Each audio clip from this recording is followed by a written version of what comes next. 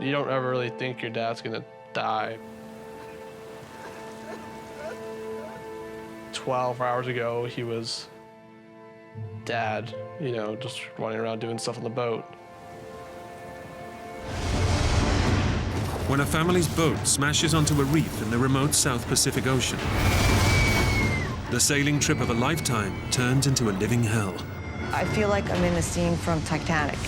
Seriously injured and hopelessly trapped, a father can only watch as his wife and children battle for their lives.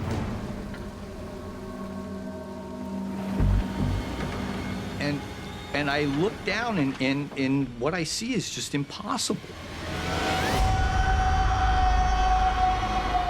That mast, that 80-foot mast, is laying right across my legs. The huge force of the wave has snapped the Emerald Jane's mast. This huge surge of electric pain just barrages it explodes in my brain. Dad! I said, Ben, my leg's broken. I'm trapped. You're in charge of the boat now. It seemed like an eternity. I'm fighting with all I've got against this pain. 1, 2, 3. That mast weighs over 2,500 pounds. I was pulling with all my might. In my son's mind, certainly, he knew it was impossible, but they just had to try. The mast is just too heavy to lift. It's impossible. Out of that whole horrible abyss that I was lost in, there just came this single word, and that word was no. I wasn't going to quit. I was going to fight. I was not going to give up. Out of nowhere, a huge wave slams into Emerald Jane. I see the mast, it's being lifted higher than ever before. In that same second, I pushed as hard as I could. And then the mast slapped back down on the deck and I was free. The emergency beacon has been transmitting for over 5 hours. But they have no idea whether their call for help is being heard. As the night wears on, the family cling to the wreckage of the boat as the waves relentlessly batter them.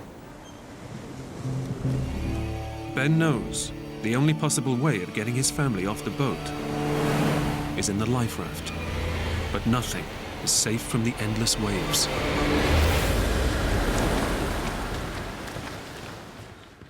The life raft fell over and flipped over. The life raft is trapped in a tangle of wreckage. The family of 6 is now stranded on a sinking boat in the middle of the Pacific Ocean. We were pretty much the last usable, safe spot of that boat.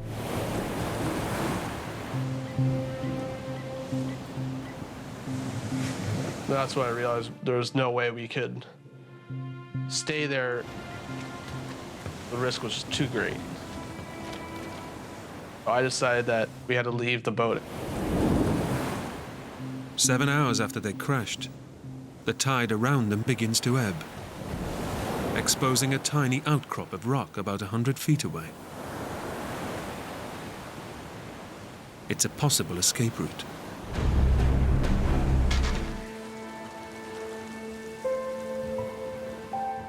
You don't ever really think your dad's gonna die. 12 hours ago, he was dad, you know, just running around doing stuff on the boat.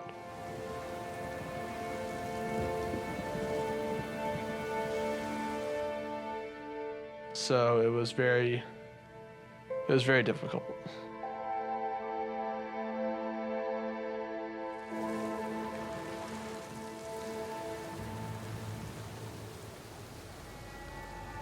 I understand completely what's going on. I was not concerned about myself. If there was no way to get me in, well, that was that.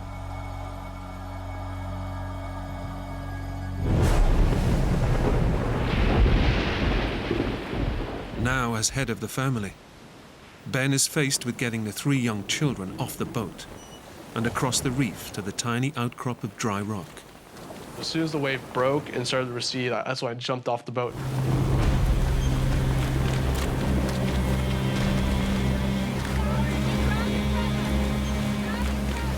The reef is so sharp, the little coral spikes would go right through my sandals. I had coral cutting my feet every time I took a step. They're cutting up their legs every which way. We have the waves breaking on our legs, and our legs are getting absolutely cut up.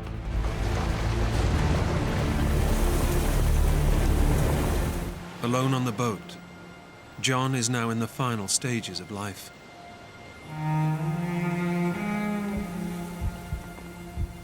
And he begins to give up. There was no possibility of saving me out there. And I don't have any hopes whatsoever of being rescued. This little piece of boat that I'm on is going to just slide off the edge of the reef, and I'm going to sink a mile down to the bottom of the ocean. If we don't get him off the boat, he doesn't have a chance. He doesn't have a chance. I have to get him off the boat.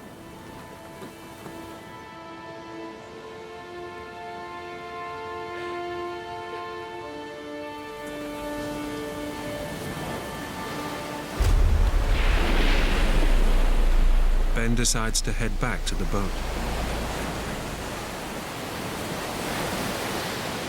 Mom, go to the life raft. I'm gonna go to Dad.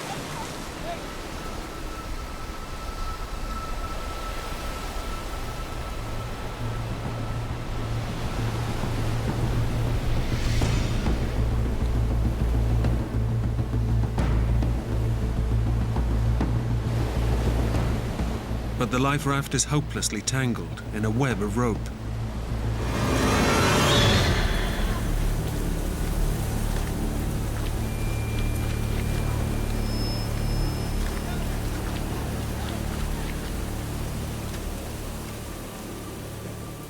My son was the ray of hope, the ray of light, the steady hand.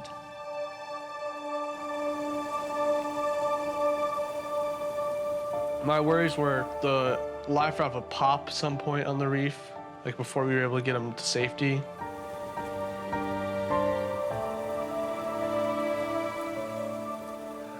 Every one of those steps, there's just these explosions of pain. It's just pure agony, you know?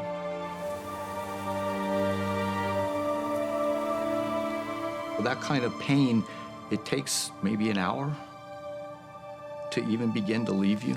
That peak of pain.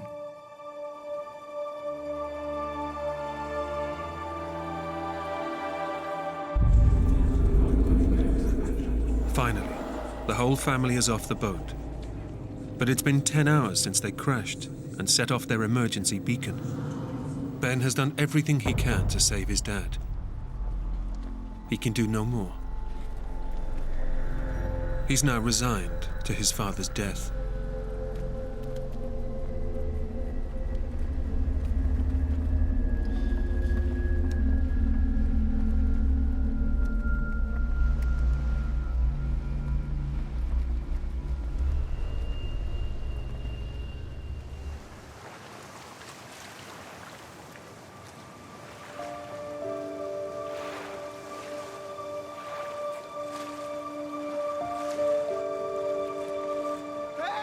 I see this boat on the horizon.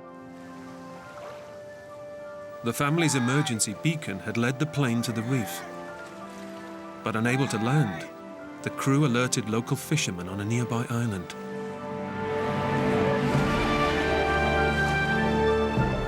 "15 hours after their boat was shipwrecked, their ordeal is finally over. That was when I finally let go. I just grabbed Ben and I held him and I cried. I can't even tell you the feeling of elation